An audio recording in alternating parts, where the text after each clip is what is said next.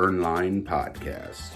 The burn line on a well-crafted cigar is straight and sharp as a razor, much like our wit and wisdom.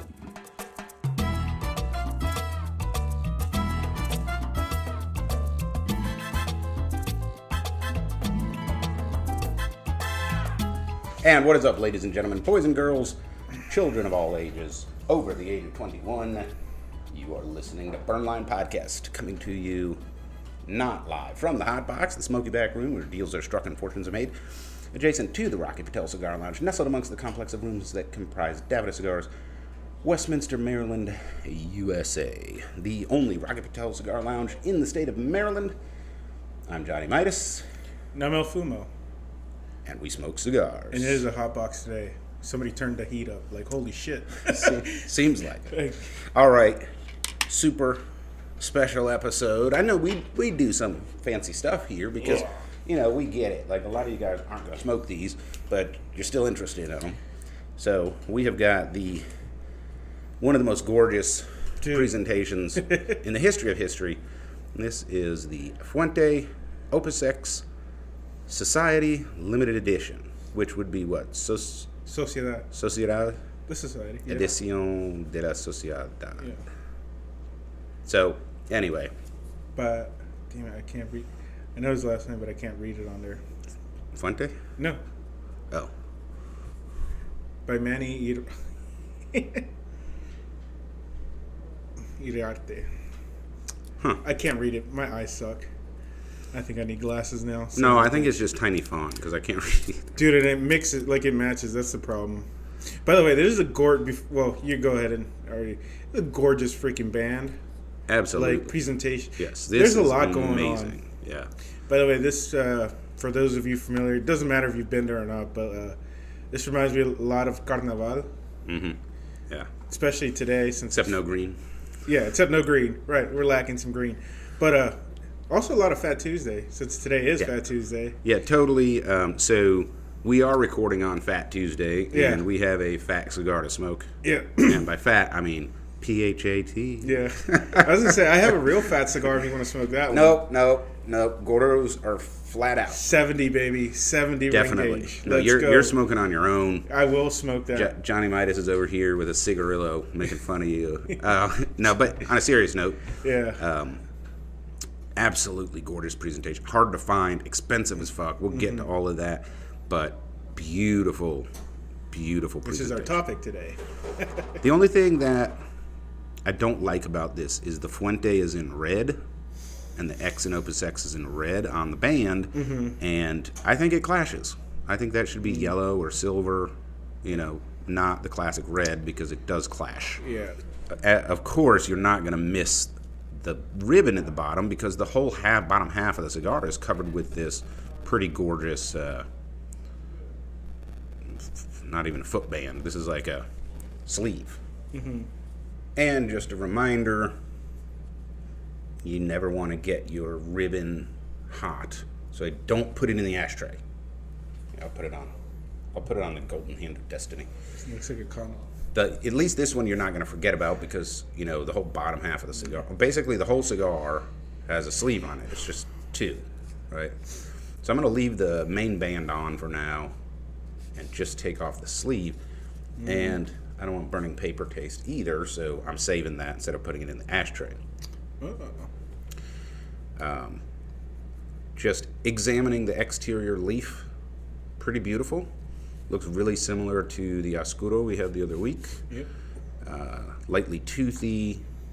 Very rustic, though. Yeah, rustic. Compared to the other OpusXs we've smoked, they're like more fine. Elegant looking. Elegant, yeah. Yeah. This is like the first rustic one that I've personally had. And haven't all of the OpusXs we've smoked had like the Connecticut wrapper? Mm-hmm. Yeah, like it's a delicate, this is the darkest one. Beautiful.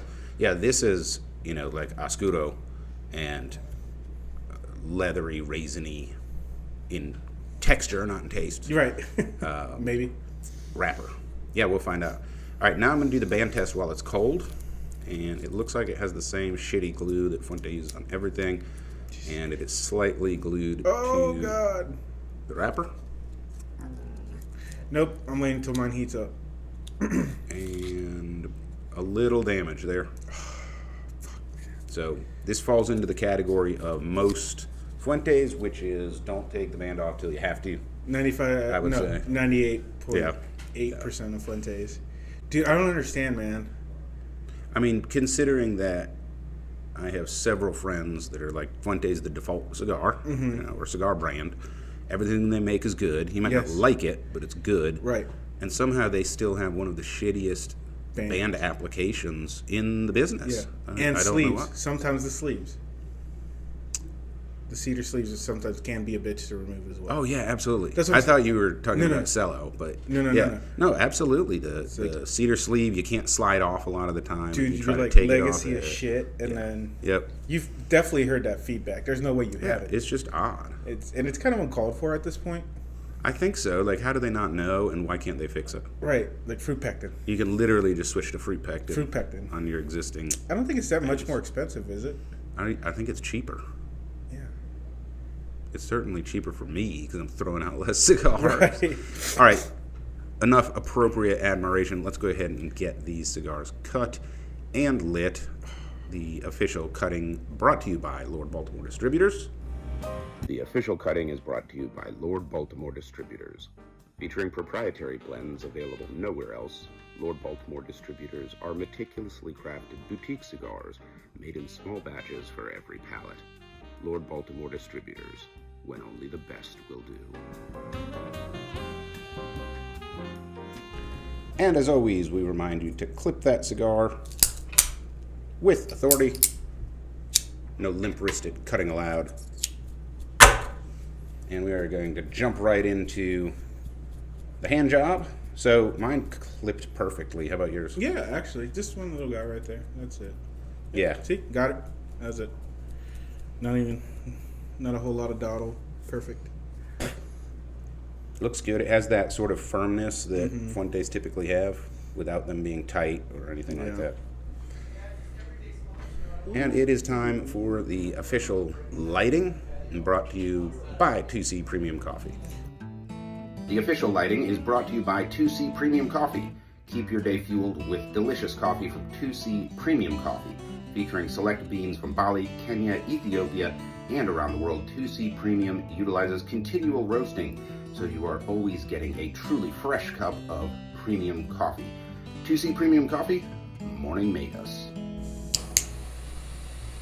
And as always, we remind you, toasted, not roasted. Treat that cigar with the love and respect it deserves, and it will return the flavor.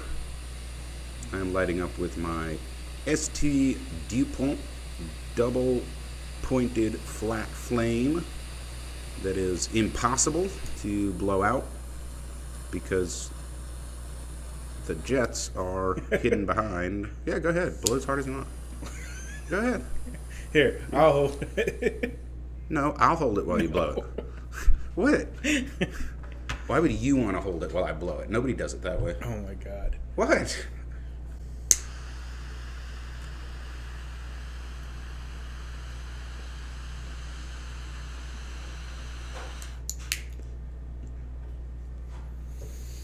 Wow, that is really interesting.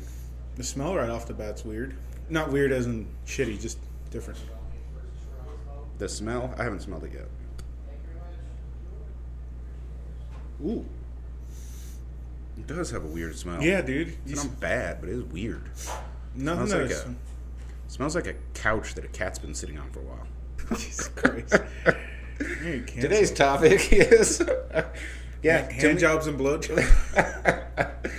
But it legit, to me, the secondhand smoke smells like a couch that a cat is accustomed to sitting on. That doesn't sound good at all. It's not. I mean, it's not disgusting, but it's kind of like musty. That's off-putting then. Mm-hmm. Thankfully, when I'm smoking a cigar, I can't smell the... It's not what I want a $300 cigar to smell like. Right. They're not. They're $189. That's what I bought them for, so I count that as the price. The MSRP, like typical Fuentes, is like $70. Yeah, I know. You know, it's like good fucking luck. This is like what, third hand, second hand? Yeah. Fucking black market behind. But they're only going to go up. Yeah. So I paid $189 a stick, and we're going to get. That's going to go up to $200 and whatever. Yeah. He paid some guy. He met some guy in an alley for him. I left a guy in an alley for him. Whatever it takes. Yeah. Whatever it takes. All right. Give me a couple of tasting notes. Very spicy off the nostrils. Okay. Like, it has, like, this weird spicy bite to it.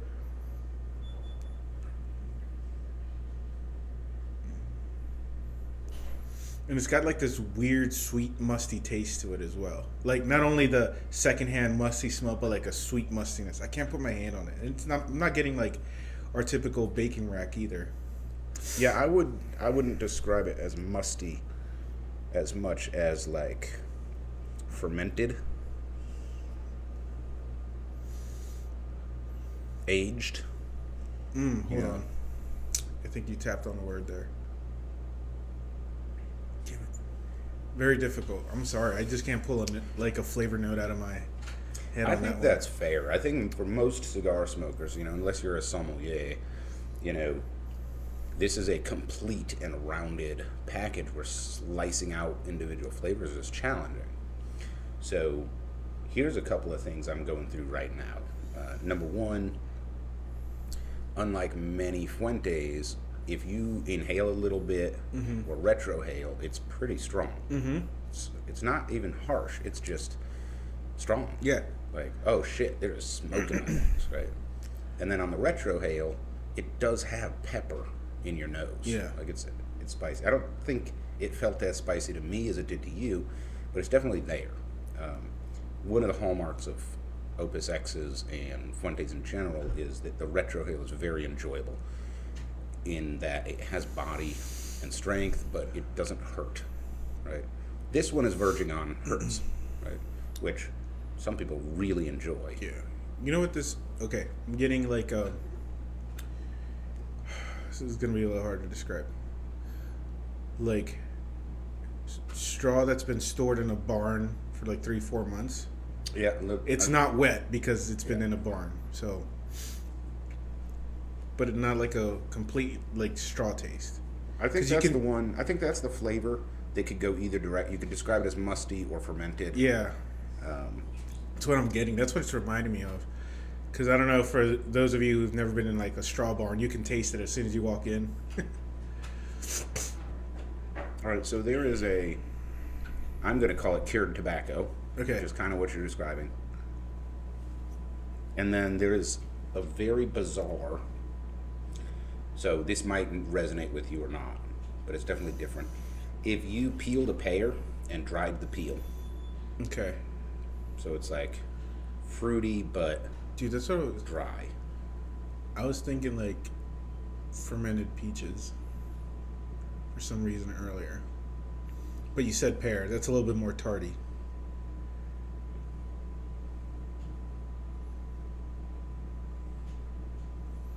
So what you're calling peach, I would describe as slightly floral, which is what peaches taste like. Right. And this is Dominican tobacco, so it's mostly that. Yeah, there's definitely a fruity component in there. It's sort of generic. Yeah, that's And something like... I think that's why I think that's why you described it as peach, and I described it as dried pear peel. I think there's elements of all of that in this, but the overarching theme seems to be like aging, fermenting, and so there are some fruity notes in there, but they're like dried. Like if you dried them out, dried peach, dried pear peel though, not the actual pear. So if you had pear peel, you know that it's not that different from an apple peel, except the residual taste of the fruit it was on. Yeah. And I think it's more peary than appley.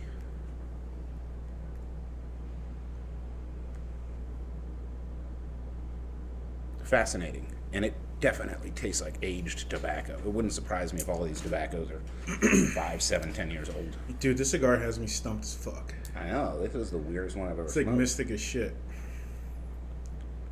I like it though. Like, I like the mystery. It's like, damn, it's making me really dissect it.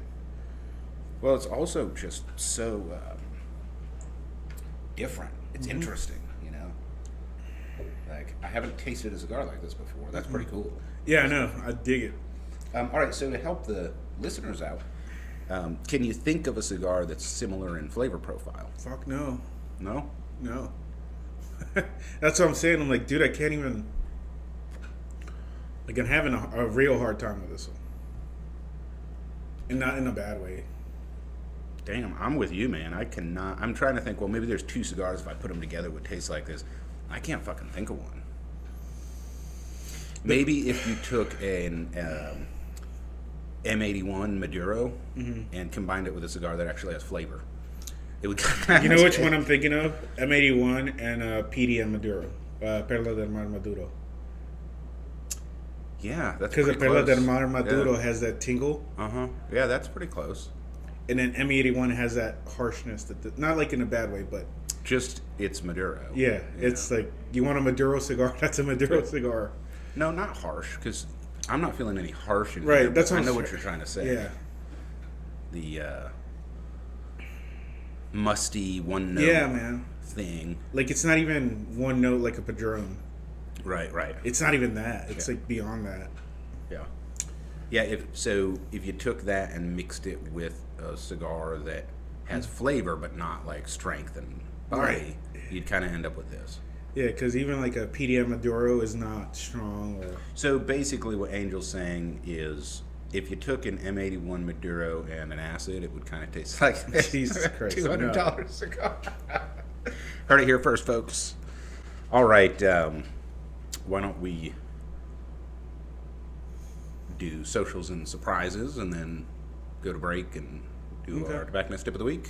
All right, so socials and surprises. First of all, thanks to all of you that have followed us on social media.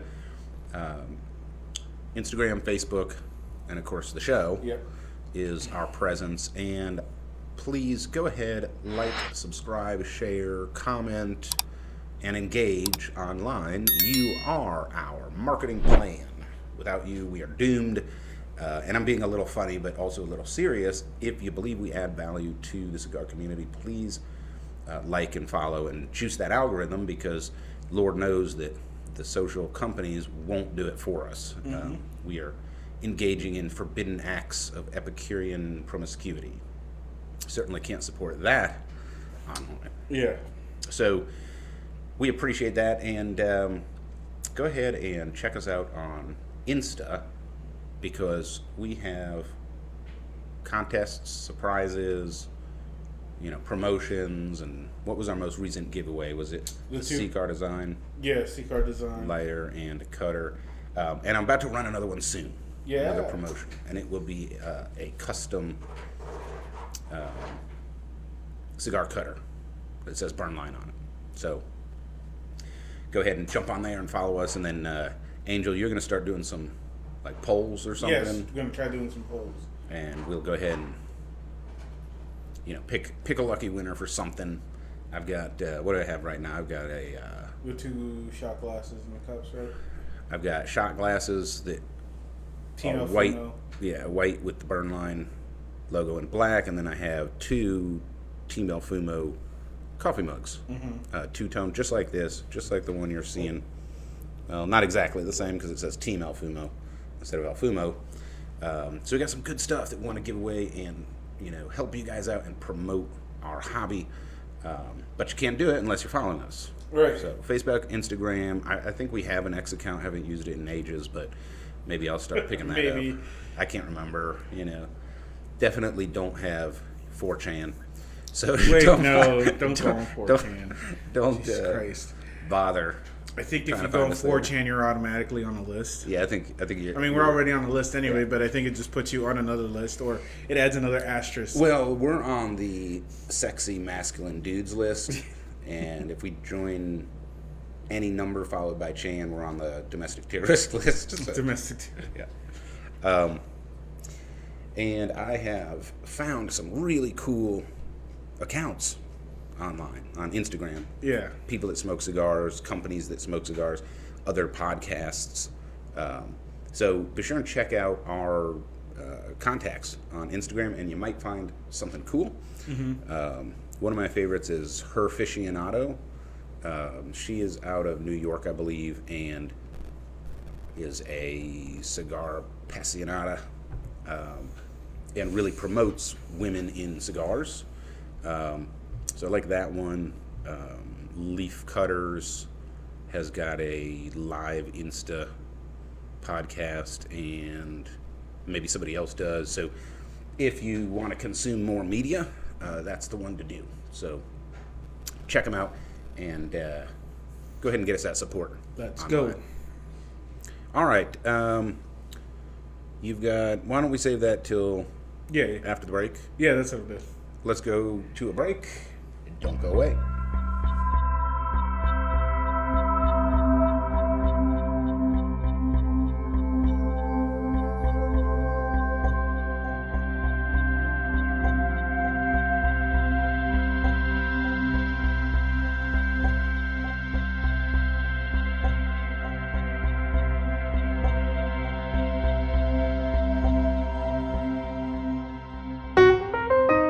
And now your tobacconist tip of the week with Angel Solorio. All right, tip of the week. So, this is mostly a consumer tip. By the way, since it's getting warmer out, highly suggest you as a shopper of lounges start asking for specials. Like today, there's a special here, Fat Tuesday special.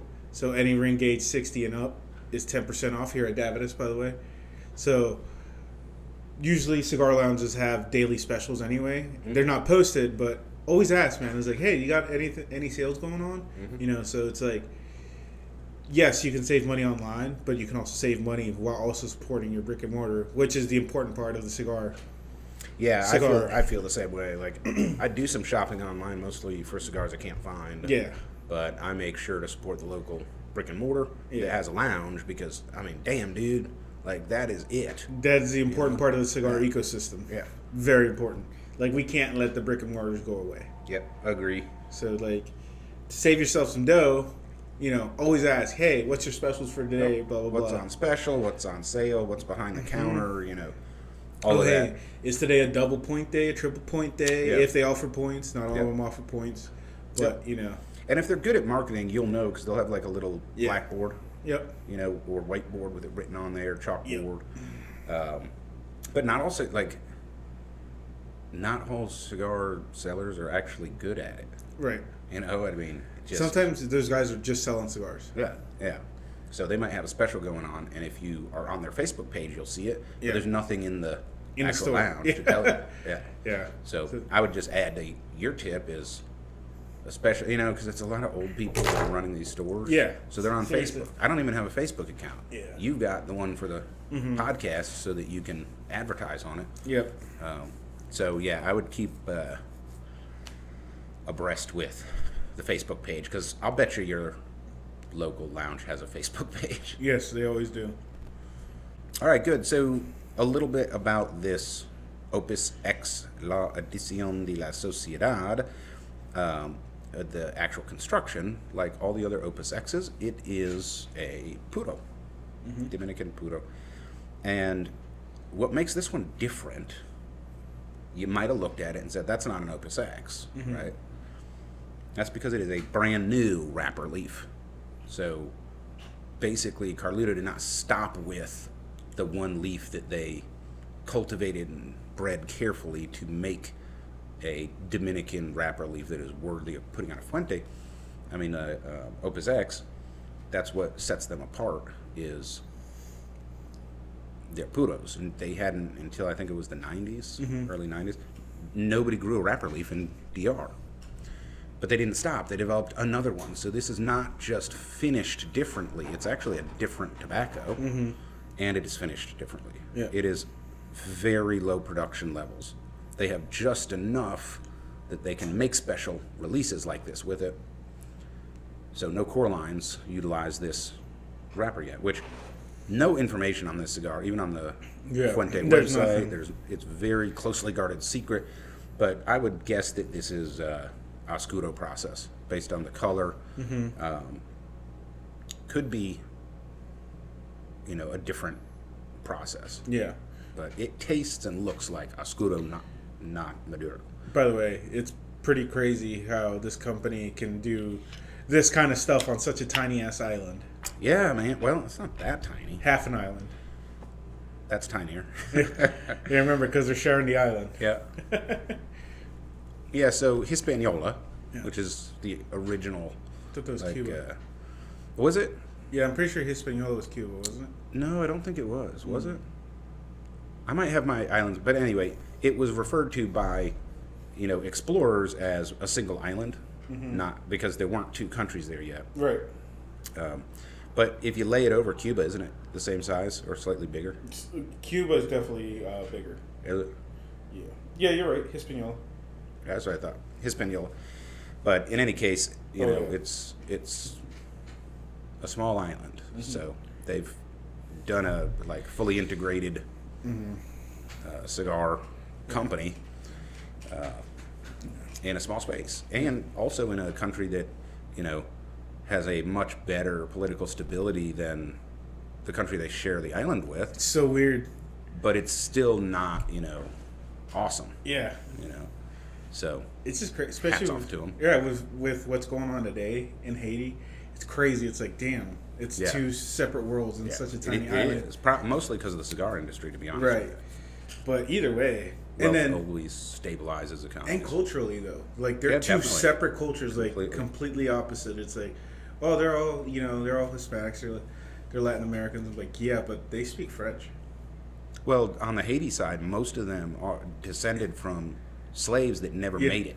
Like they stayed there and didn't take the last leg of the journey. Right. They tend to be black, not Hispanic, and they speak French because, well, the slavers were French. Yeah. So, but the island was founded by the Spanish, as the name suggests, Hispaniola. Yeah. So, the Spanish founded a lot of we got New World areas. Yeah. All right, Manny Iriarte. Tell me about why is his name on my band? He doesn't work for Fuente. He's like, who's this guy? Yeah. No. So he doesn't work for Fuente, but he is a big name in the cigar industry. So the artsy side. So he's done a lot of collabs. Some of the big names like Hobo, Ellie Blue, St. Dupont. He's been on Cigar Advisor, and dude, his portfolio is massive. He's done a lot of artwork for cigar humidors and just anything art related that's expensive in the cigar world. This guy's been a part of. So, anyways, he was a Cuban and he immigrated here, and he became a citizen. But anyways, so being around all the old Cubans in Miami, grew up with them. They're all cigar smokers, blah, blah, blah. So that's how he jumped into the cigar world. But he established himself in 2007 with his art, photography, and that's how he got into the industry. But that's who Manny Iriarte is. He's the one that did the artwork for the society. Goddamn, dude. Yeah. I mean, that's what the society means. I guess like the art society. Yeah. This presentation, the only thing I would compare it with as a challenge is actually the Ometepe. Yeah. Right? Like, this is better than... That God's Whisper was fucking gorgeous. This is better. Yeah. I still don't like sleeves on my cigars, but I'll make an exception. This looks like a luxury tie, doesn't it? Mm-hmm. So, he did great. But yeah, and of course, Room 101, and they won our Manufacturer of the Year, right? Mm-hmm. Or Brand of the Year. I can't remember. One of those. One of those two. Manufacturer of the Year, yeah. That guy's an artist. He started as an artist.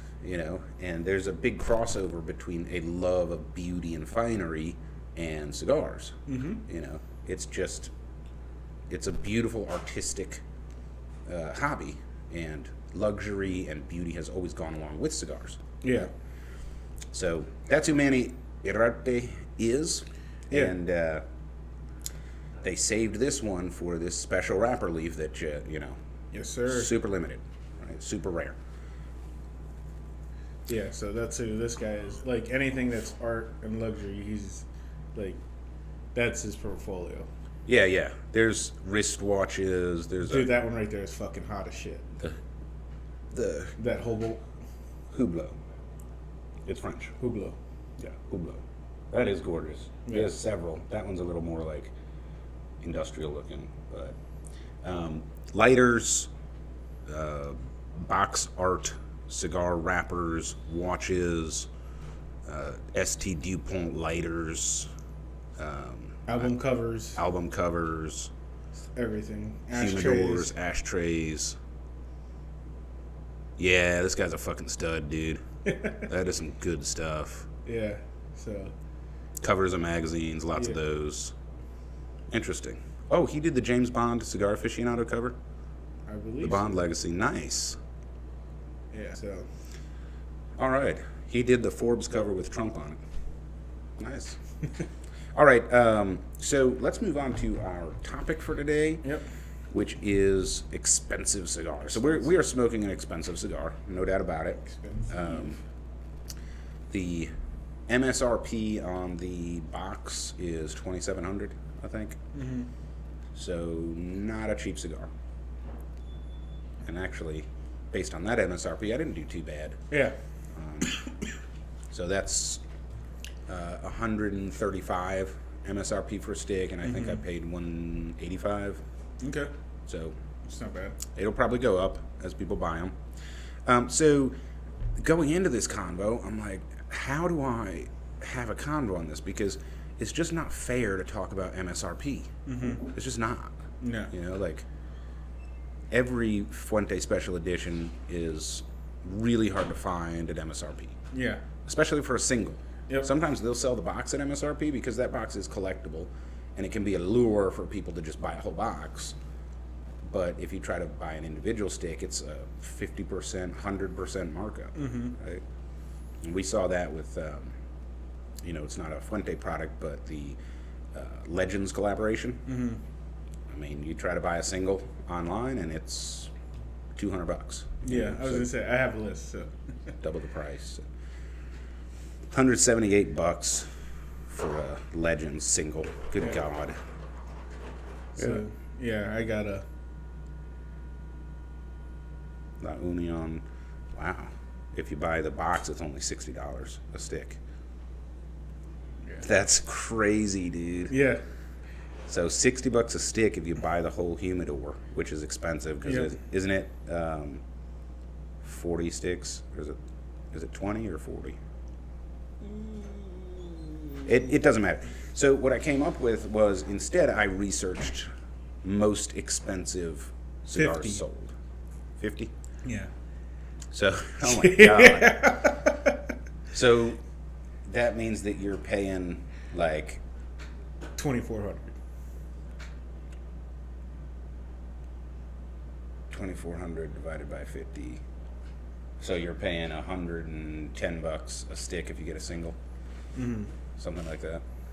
All right, so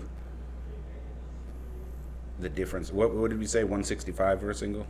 For this? Mm-hmm. They had them up top as singles. 178. For the Legends. Yeah. What's the other one? Which one were you asking for? Just scroll down. Oh no, that's the. That tatuaje. My father tatuaje La Unión. Yeah. In any case.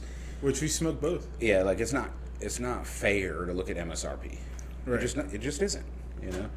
So instead, I actually researched the most expensive cigars ever sold. So, that's what was paid, not what they say it's worth. The number one is crazy.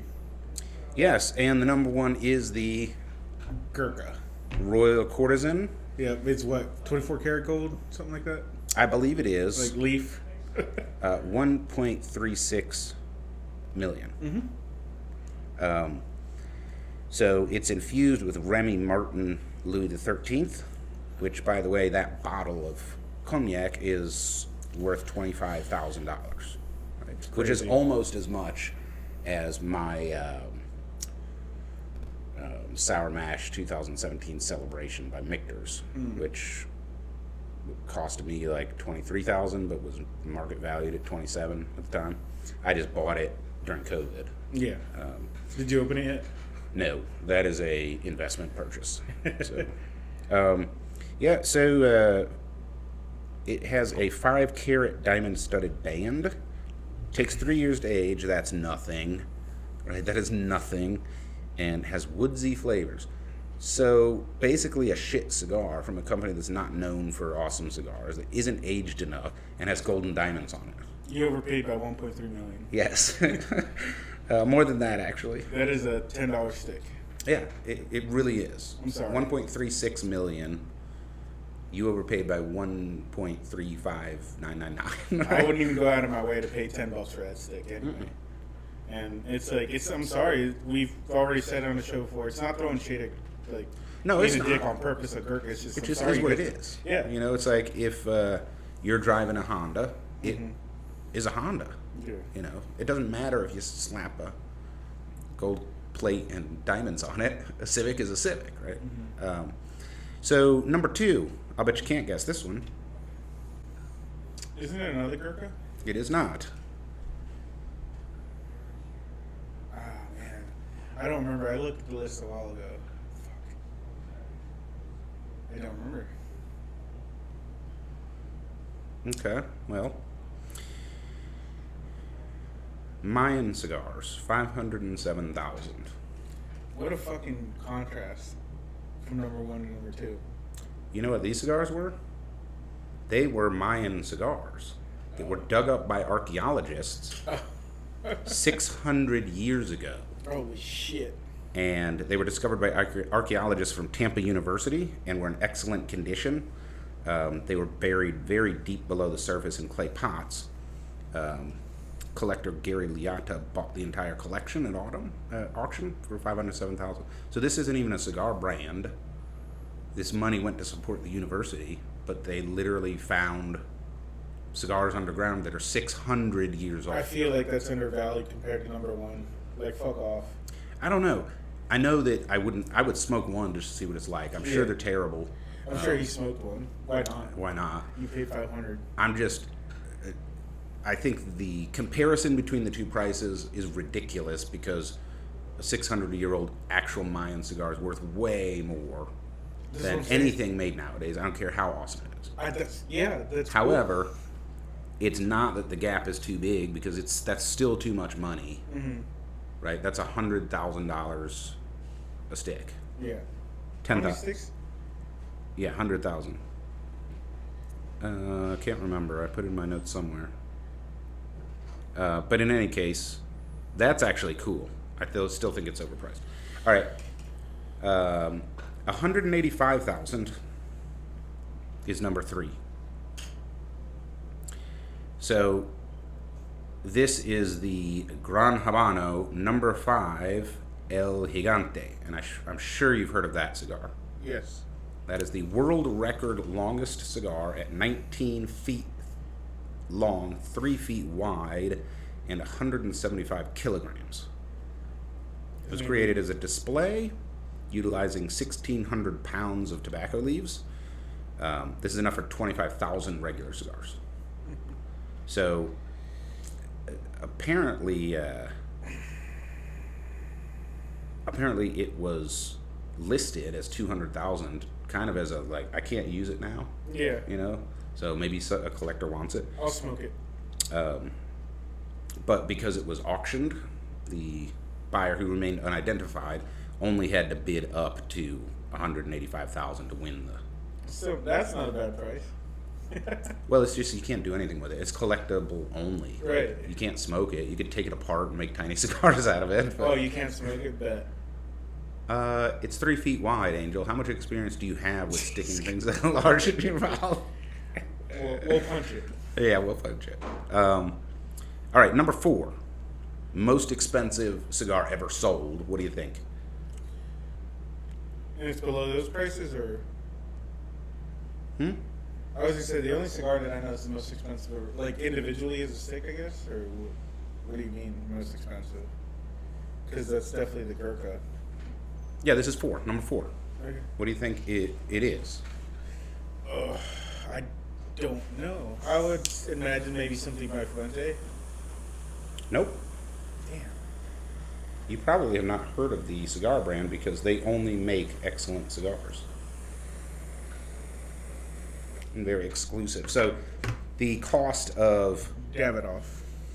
No, it isn't actually. It is the Regius Cigars Ltd. Must be British.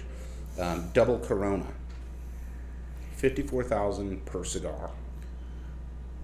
So, Regius Cigars only make high-end, limited edition cigars with the best tobacco available.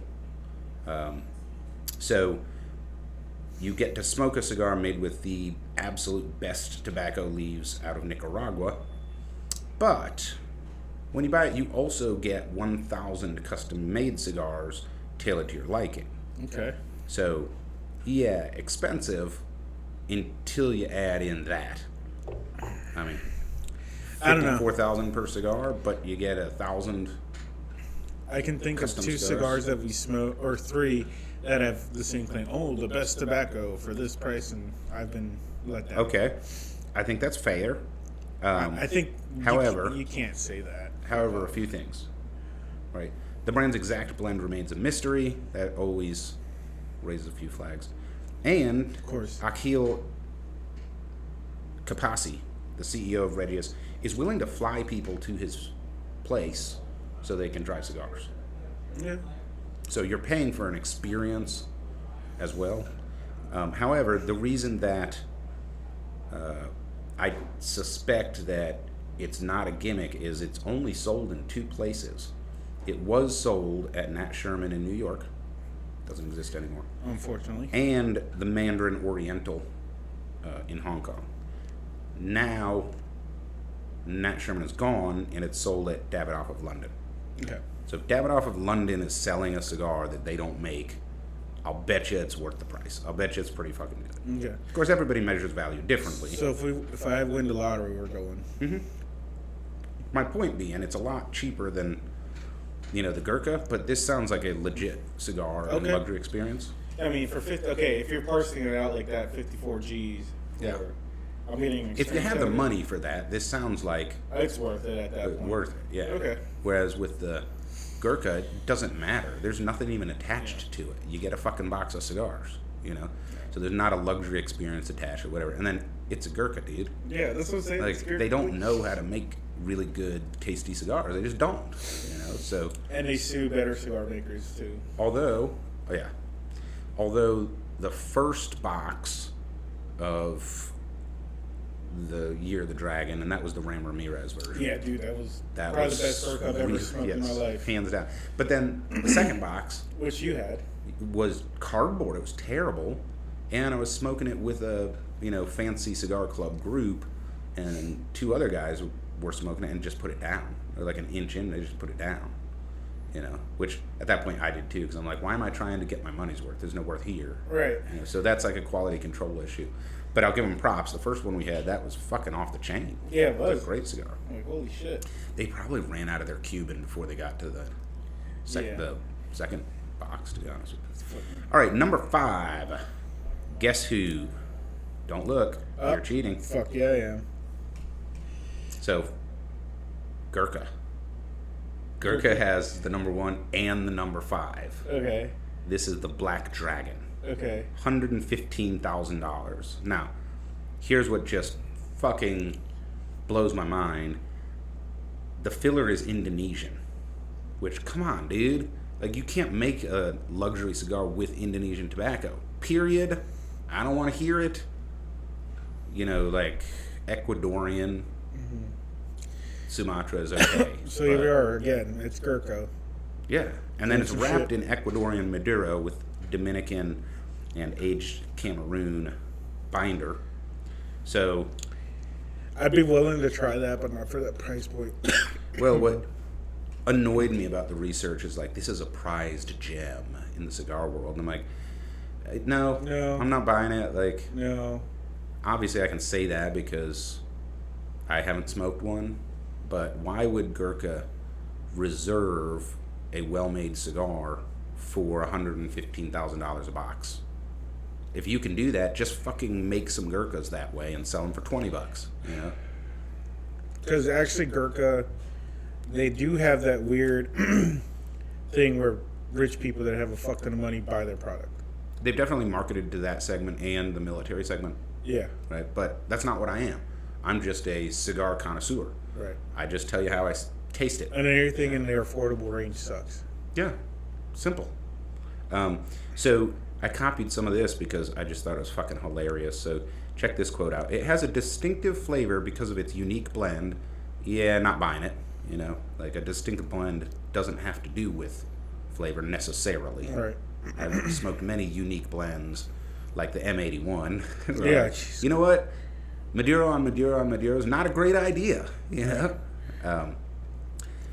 And then it says, because of its unique blend and the 5-year aging process. Are you out of your fucking mind? Every Padron sold is aged more than that. You know? It has a strong, creamy flavor and tastes chocolatey with strong scents of cocoa, cinnamon, clove, and leather. Okay, well, you know, given how cigar people describe their tasting notes, that's a little light-handed. I'm surprised that it doesn't say, you know, lightly toasted pomegranate seeds or something in there as well. Tastes like a dragon's dick or something. Yeah. But anyway, if you read that description, I'm like, how the fuck is that a distinctive flavor? I can pull 10 cigars out of Aficionado right now that have that exact same flavor profile. Right. So affordable and are actually worth smoking. Yeah, I'm not buying it, and then it's $11.50 a stick. Come on, dude. Yeah, I'll buy Placencia. $1,150, not $11.50, right? Nope. So I'll buy Placencia. So somehow Gurkha has nabbed the first and fifth spot. Way to go, buddy. Something to be known for. All right, so this one you might know, although you might not know what order to put it in, but take a guess on number 6.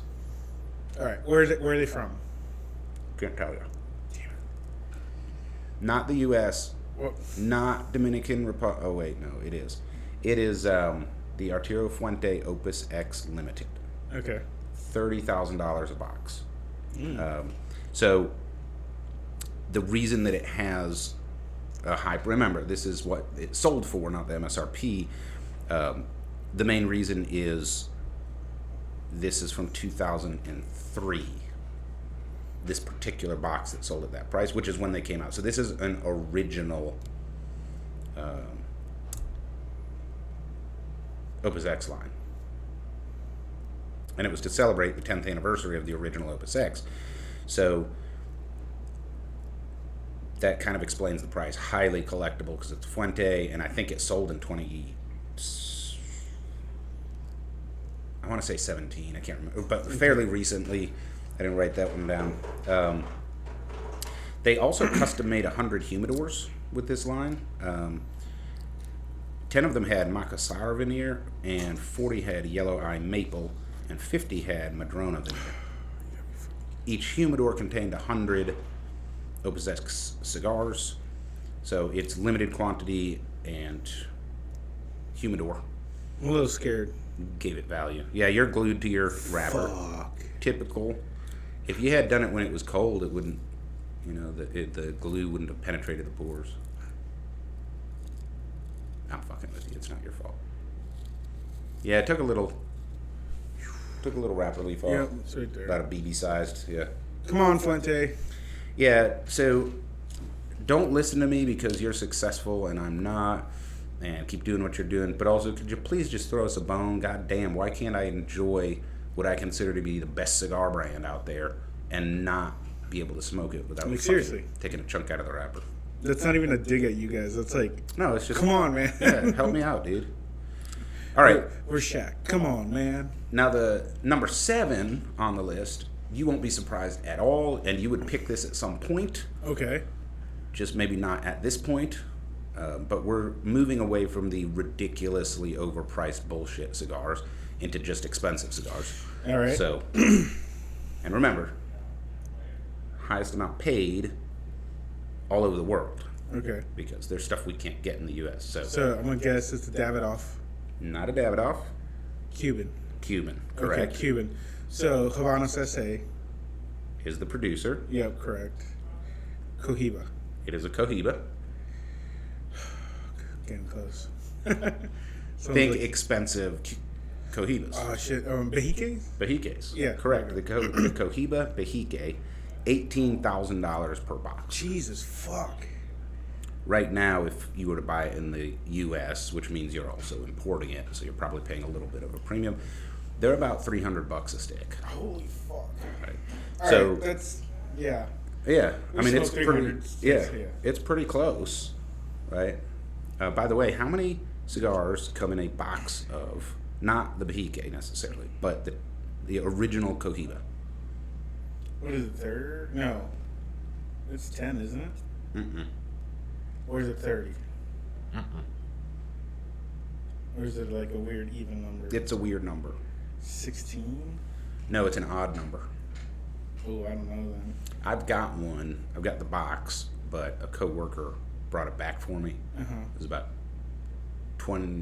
15 years ago when Cubans were actually pretty good. Yeah. Still, and I can't remember the number, but no, maybe it was 10. Yeah, because it's not like... I think I'm confusing. I think it was a single layer box. Yeah, It was a single or a double layer, but it was an odd number. It's either like 12 or 11 or something like that. Yeah, something like that, or 10, but it's not your typical 20 count American retail box. Anyway, so the Cohiba Bahique is viewed as the best retail Cuban cigars in the world by cigar aficionados. Okay, sure. I can agree with that statement. However, the particular Cohiba Bahique that they're talking about, because I don't know if you remember, there was an original release that featured the Medio Tiempo leaves, and then it was so popular they brought it back as a core line. This is that first release that sold for this $18,000 box. So only 100 humidors holding 40 cigars were released. So then that is basically what triggered them to scale its production and keep producing them. So here's the blend. Cameroon wrapper, Nicaraguan binder, filler leaves from Dominican Republic. And so you're probably thinking, why is a Cuban cigar company selling this? Mm-hmm. Well, it's the Medio Tiempo. So even in Cuba, they use Cameroon tobacco as frequently as they can. Yeah. It's fucking delicious for wrappers. But anyway, it's retailed at $4.50 a cigar, $18,000 per box. That was the original. So a little understandable. I think it's overpriced. Yeah, so it's a box of 10. That's what you can buy a box of 10 for right now. Okay. I didn't get the Bahiques though. I got the original. It just says Cohiba. Mm-hmm. So the core line that they're running now is a box of 10. All right. So That's normal. By the way, if you're trying to find fakes, one thing you can count on is there's not a single Cuban cigar produced with a cellophane sleeve. correct. At least last time I checked. Yeah. So when you're in the Bahamas and the guy shows you his stash of, Cohibas that all have sleeves on them, they ain't fucking Cohibas, dude. Yeah. So for those of you listening, I've showed him you could buy a box for $3,900 or a single stick for $487. So about the same price adjusted for inflation. Yeah. So, all right. Number 8. Guess who? Something we smoked already? Oh, somebody we've talked about already. Gurkha. So number 8 is Gurkha His Majesty's Reserve, $15,000 per box. Now, right, how many the is it? presentation is cool because what they did was they made a rectangle. They made a rectangle of tubos upside down, so the opening is up. Mm-hmm. Put the cigars in, and then poured wax over it, just like Maker's Mark whiskey. Okay. Except it's gold and not red. Yeah. And then they flip it over, and you have a really cool presentation. Although I've never tried to snap them apart, which might be difficult. Yeah. But, breaking glass all over your cigar. Yeah, shit. All right, so there's less than 75 boxes per year produced of this, and the company chooses who they're going to sell it to. They're definitely not going to sell to us. Probably not. Yeah. Burnt that bridge. Yep. I wouldn't pay that much for How much are they any asking? cigar. The box is $15,000, and that is for 30 cigars, so it's about $7.50 a stick. Oh. Sorry, dude. I mean, even when I'm wealthy, I'm just All not right. paying. So what's the tobacco though? Like, is it at least? Okay, so here is the blend. A Connecticut Maduro wrapper, which means it's probably not Connecticut broadleaf. I mean, Connecticut shade strain. It's probably Connecticut broadleaf strain. Connecticut from where though? It's hard to say. Yeah, I was gonna say I need to know where it's from. Since it's a dark cigar and it's not shade grown, it could be just Connecticut broadleaf that was grown in Ecuador most likely. Take a shot. So we don't have alcohol. There is a damn it. 12-year-old Dominican binder, which, as per the last cigar, is infused with Louis XIII cognac. Because apparently people are not smart enough to realize that you can infuse your fucking binder with Cutty Sark and it'll taste the same as Louis XIII. Or just, on a serious note, your $15 bottle of brandy. Like when you're infusing, it tastes fucking identical as Louis XIII. You cannot tell a difference. This is a pure luxury play. I did it because I can do it, and I bought it because I can buy it. It has a beautiful and playful flavor profile. An overpowering chocolatey and peppery taste recedes to the background after a few puffs, with floral hints of lemongrass taking over, which, if you don't know, the hints of lemongrass is usually a sign that you haven't aged all of the ammonia out, but we'll just assume that it was intentional. A hint of spice lingers throughout the entire smoke. Okay, so you just described like a Perdomo. Like Yeah. if you read their website, it says that, so I don't have anything there to assume that it's good. And I will choose the Perdomo all day. Yeah, at least it's a known quantity. Yeah. The only known quantities that I have for Gurkha aren't very good. Yeah. We probably have some Gurkha, like fans listening to this show. It's okay. You have your own palate. You can like whatever you want. But if you're able to be honest and objective, you can say, I like this, but the quality isn't any better than, a low mid-shelf offering. That's fine. There's people that like acids. Good for you. Don't smoke it in my lounge. But, it's fine. Smoke what you like. Yeah. But objectively, the acid is a really high seller. A lot of people like them, but it's not a great cigar. The quality of the tobacco, and stuff is masked by the infusion. And if it wasn't infused, nobody would buy it. So, all right, number 9, getting close to the end. Rocky? Nope. Gurkha again? Nope. You probably have not heard of this. I'll tell you the price, $4,500 per cigar. For cigar. Holy shit. I don't know. That almost sounds like something Davidoff could pull off. It does. This is the King of Denmark. So, the King of Denmark possesses a royal warrant, which is a stamp of approval bestowed by the Danish royal family. So, Denmark is a really odd country because they're like the epitome of the nanny state. They're the most nanny state in Europe. But they also have a king and a queen. Yeah. And they have the Royal Church of Denmark. Yeah. They have an official state religion. Are they more neutral than Switzerland? Denmark? Yeah. Don't know. I'd have to research that. Like, Yeah. not historically. They've been involved in some conflicts, but they're very, I think I approve of their perspective even better than ours as a country, because their perspective is like, don't fuck with me and I won't fuck with you. Oh, yeah. Yeah, I like it. Yep. Its blend includes Dominican Olor. Heard of that one before? That's actually a really nice tobacco variety. It's the one where the leaves are like twice as big. So, soaks up a lot of sunlight. And then also Nicaraguan tobaccos. It's sold as one cigar in a high-quality wooden box with a piece of cedar acting as a protective shield for the cigar. It has touches of opulence, such as gold foil exterior with Swarovski crystals and a custom band with the buyer's name. Only 30 cigars are produced each day, and as an add-on, one can purchase a 25-karat gold humidor worth $8,500.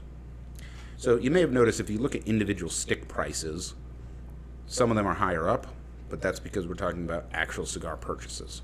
Right? So the individual cost of the Gurkha His Majesty's Reserve is $750. This is $4,500. But for the Gurkha, you have to buy the whole box. Yeah. They choose who they sell it to, and that's $15,000. So that's why I ordered them the way that I did. Yeah. So the King of Denmark is more expensive per cigar, but not per purchase. It's basically half. All right, and then number 10, we are going to end with this. I have more, but we've talked enough. Most expensive cigar ever sold. Give you a hint. We've already talked about this. No, not Gurkha. Oh, shit. This is, I think, the only other brand that had more than one on the list. Okay. And shockingly, none of them were Davidoffs. Yeah, sure. So, Fuente. This is the Fuente Don Arturo Aniversario, spelled with the X. You remember that one? Yes. By the way, I have one of these in my collection. Okay. $7,500 per box. Limited edition, 100th anniversary cigar. Aged for 7 years. Oh, Gurkha's aged for 3 years. That's what makes it special. Yeah, fuck off. But the cigar, the finished cigar, not the tobacco, is aged for 7 years. The wrapper leaf is from Chateau de la Fuente and an AF13 blend filler. So that is a mix of Opus, Don Carlos, Hemingway, and 858 tobaccos. So yes, basically it's a OpusX. Yeah. The fillers just rounded out from their other stashes. Raw honey and walnuts is the aroma. Punchy, sugary flavor notes. Wood and a fairly strong spicy black pepper finish.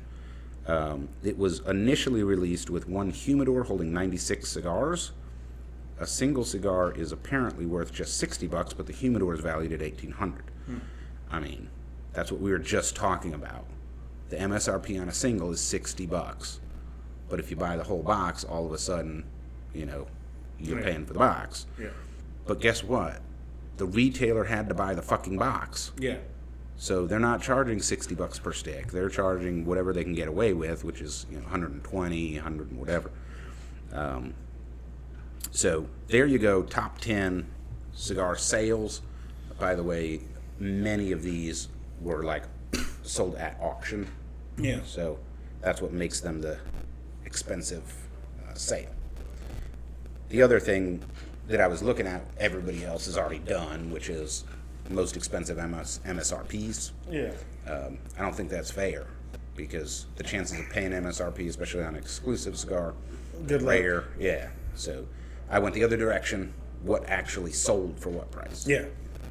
Like that fucking giant ass 30 feet by 3 feet cigar, if it hadn't sold, it could make the list. Right. So there you go. Most expensive top 10 cigar sales. I hope you guys enjoyed that. I fucking loved researching that. It was so, and I'm just reading, like, stop trying to justify the price tag. Yeah. It ain't. This is a pure I can fucking do it play, and for the person that sold it, it's a I can fucking make money play, So why don't we go to break, and when we come back, you can do our cigar news of the week. I can.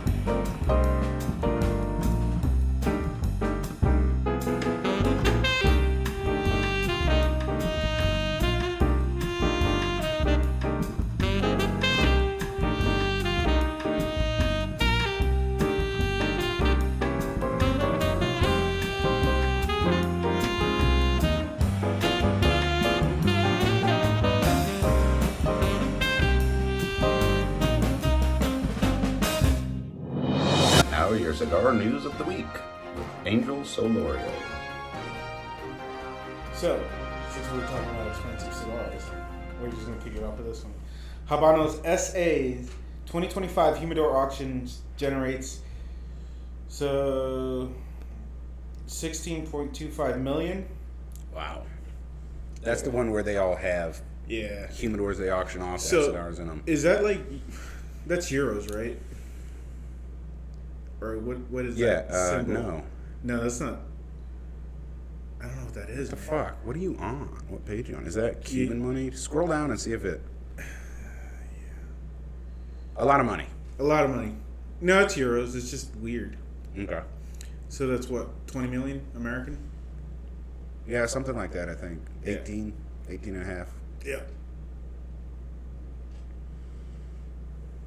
And it's going on now, or? Oh, no, it already finished. Okay. So, yeah. It was just a humidor auction, and they just fucking... It's a yearly thing. Right. It's that annual thing. So it's about $1 million less than last year. Interesting. But, fuck, man. That's crazy. So, last year... That is a crazy-ass fucking humidor, though. Yeah, it is. It's beautiful. So I think maybe it was 2 years ago, but Fuente had a gorgeous humidor with a bunch of cigars in it, and that was like an over $1 million purchase. So I guess the gauge is they took in less than last year. Yeah. Because I don't know what percentage of the total $1 million humidor is. Apparently, right. You know, it's whatever. What would that be? 7%. Something like that. You're the numbers guy. But anyway. All right. So in happy news, government related, Montana is going to allow cigar bars. Yeah, you said this last week. So it's actually moving forward. So got approved? Well, yes and no. It's kind of in a stagnant part, but they're trying to make it strict. But I think it's going to pass. It should pass. Like, come on, the fuck. So, like, it got out of committee and now it's in open Congress. Yeah, if it makes it out of committee, it's got a good shot. Yeah, well. Anyways, Warfighter, this is pretty fitting for what's going on. Warfighter Tobacco is introducing the Redacted series. So it's going to be the Redacted cigar and can only be available at events. Yeah. I was trying to think. I've never actually had a Warfighter. But, me neither. I want one so bad. What is their distribution model? Is it regional or something? So you can get it online, select stores, but not everybody carries it. Mm-hmm. I tried getting somebody to carry it. Yeah, it's mostly available, like, essentially distributed through online retailers, right? You can definitely get it on CI. Yeah. It's a 6x52 Toro, only Nice available. shape. Yeah. So when they're at cigar lounges giving events, you can buy it, but you can't buy it anywhere else. Yeah, so you can't. It will not be sold, but after the events are done, there's going to be a special way you can get your hands on it, but undisclosed at the moment. Okay, we got to come up with a plot to get one of these for the listeners, because a lot of them aren't going to be able to secure one. Maybe we can even get a box or something. I don't know. Yeah, we can if we can get a press pass to one of their, which we could. Yeah. So everything about it is redacted. No. Right. No tobacco. Like, hey, this is what we use. No, it's all redacted. Like. And on the box, on the top of the box, it actually has a FOIA request where they have blacked out every single word of the response and then run it through a shredder and then taped it on top of the box. Yeah, it's pretty cool as shit. So, like, the presentation that's is an awesome. Exaggeration, but it's close to, like, the actual presentation. Yeah, and all right, don't punch me. So, new bill will massively increase federal taxes on cigars and other tobacco products, but that's because of what's going on right now. Like, what the fuck? So I can tell you what's going on right now, but I don't have the time to explain basic economics. All right, what else have we got? Yeah, so, all right, Conor McGregor. Conor McGregor. You know who that is, right? I do. I know that his whiskey is low end, and it only sells because it has his name on it. Okay. Come fight me, bro. Who the fuck is that?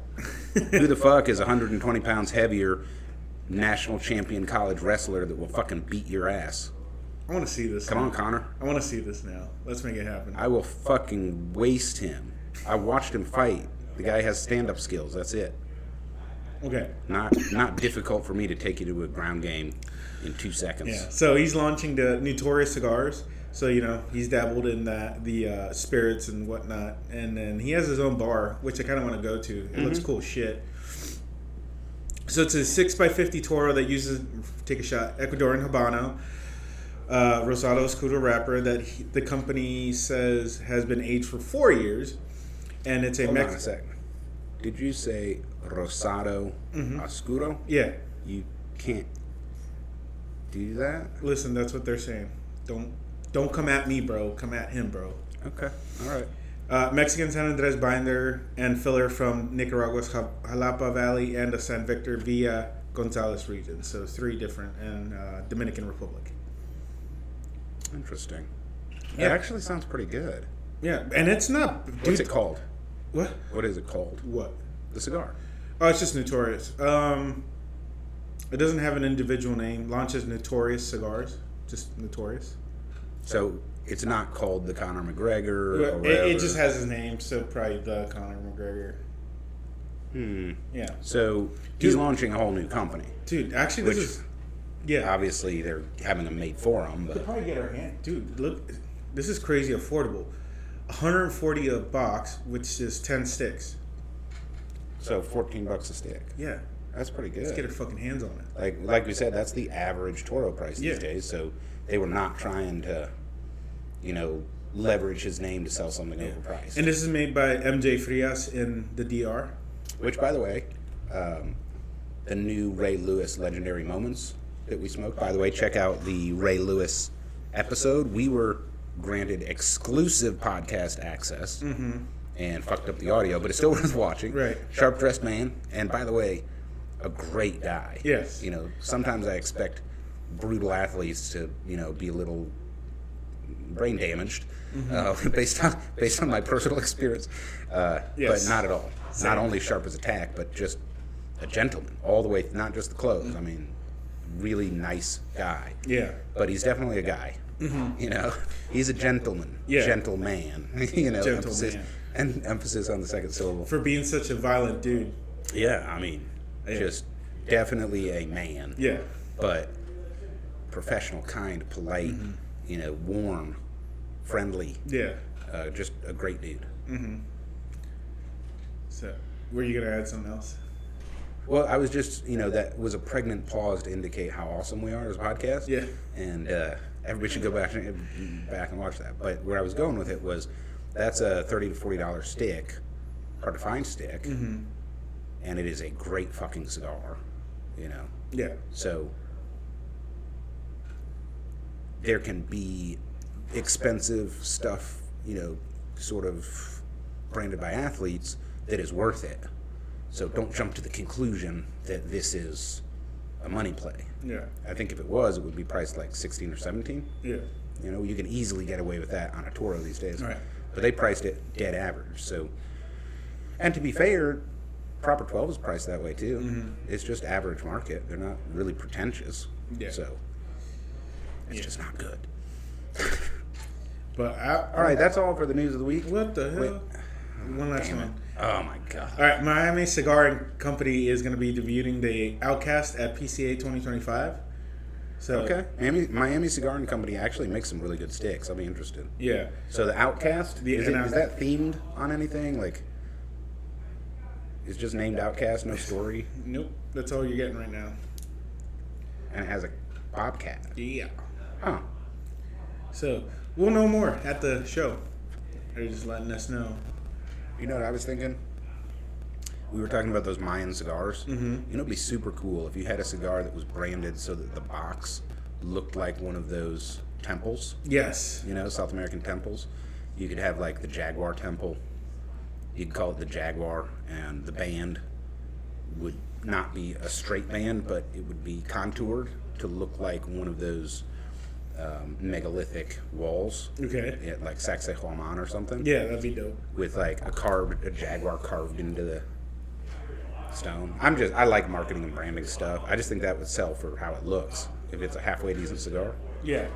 By the way, I'm just going to go ahead and use a verbal copyright notice. You will be infringing on my idea if you try to copy it. Yeah. And it's a lot cheaper than applying for a patent. Yeah. So, design, what do they call that? A design copyright? Something like that. Design copyright notice, Burnline Podcast 2025. 2025. All right, so is that it? Yeah, that was it. I was just being a dick. Yeah, I know, that's normal. All right. Yes, I'm good at it. All right, so let's get back to this cigar. I love it.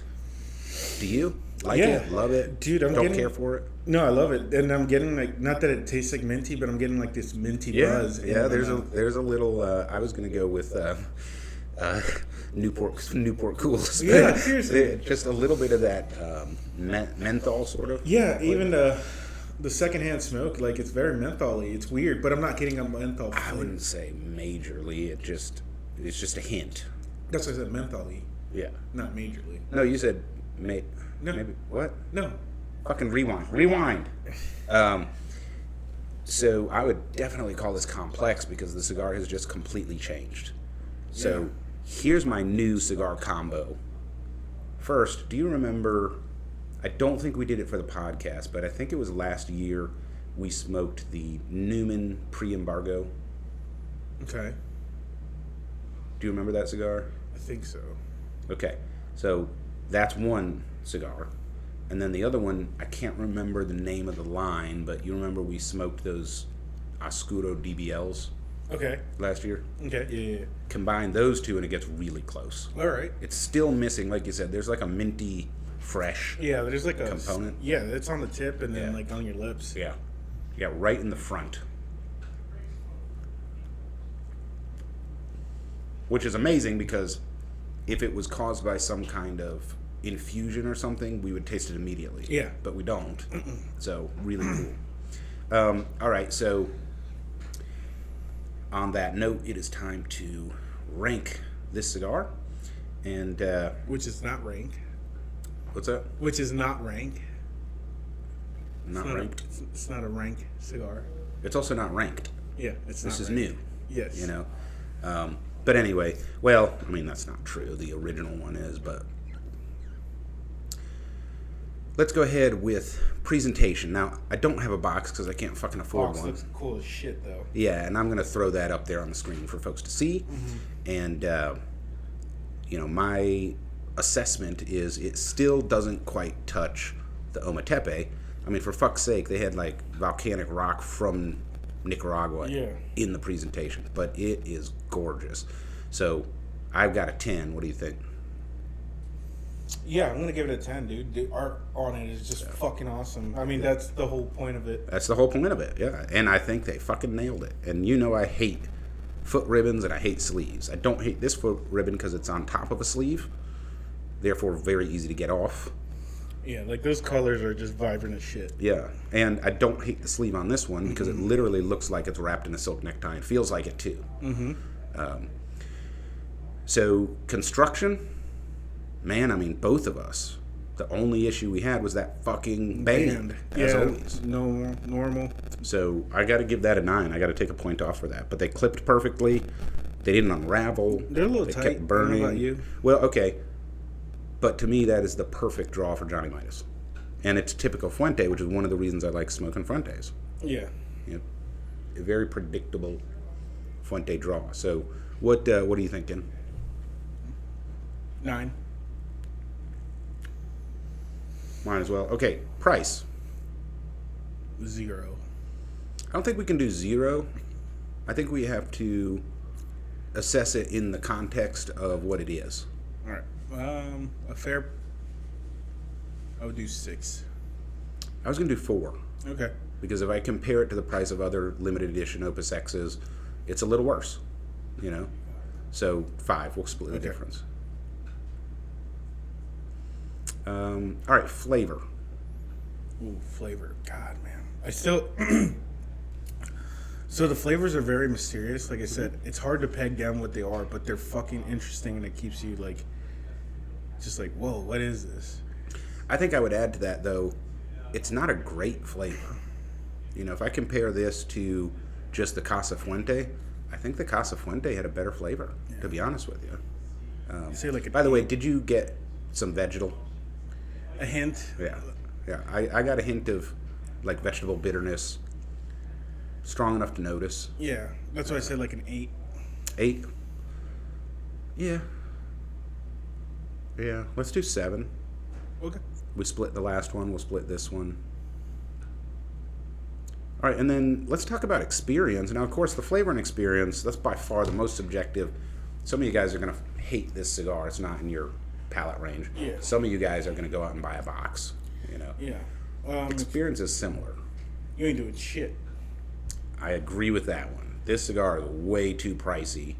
Maybe on the golf course, maybe if you're, like, meeting up with your millionaire friends or something. Yeah. At the 19th hole. Yeah, like if you can afford it, something like that. Agree with that completely. Yeah. It absolutely could be a gorgeous lounge gift. It could be a wedding gift. It could be a congrats on your promotion to CEO gift. Yeah. It could be, anything like that. Celebration gift. Wait, are you and Greg trying to tell me something? Well, my birthday's coming up. No, but on a serious note, the only thing other than hanging out with rich people on their yacht, giving somebody a gift or a present, the only other option is really smoking it in the lounge. I wouldn't even probably smoke it on my back porch, maybe. Yeah. But when that Utz factory starts up, it's going to ruin the experience. Yeah. So I think it's super limited use case. Mm-hmm. This is I bought this to enjoy or collect. Yeah. That's pretty much it. And then, dude, like the beauty and the art just soak into your pores while you're smoking it. It feels like you're experiencing artwork. So if you're in the right context, I think the experience is an 11. But more likely, it's like 8. Yeah. So that's what I've got. I agree. Yeah. All right. So that brings the total score of this Arturo Fuente Society or Sociedad to 39. Okay. So, definitely not the best Fuente we've smoked, but pretty good. They could get an automatic free point if they just fixed the band on it. But pretty good score. Damn, how did a cheaper cigar get a higher score? I mean, they nailed everything.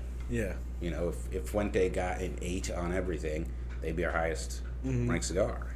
So and look, for presentation, they got a perfect score. Yeah. For construction, they only got 1 point off for the band. You would think they could really nail it at this point, but it's too expensive, even for what it is, right? And because it's too expensive, it has a really limited use case. So, they did great, but not as good as, it was the price that really killed them. Yeah. But, not as great. I would love to see a distribution agreement where you have to sell it for MSRP. Mm-hmm. That would be awesome for me as a consumer. And for all you guys that have cigar stores and sell them, it would suck for you. But, so that's where we're at. The Arturo Fuente OpusX Sociedad, score 39. All right. Come back next week when we invite the president of...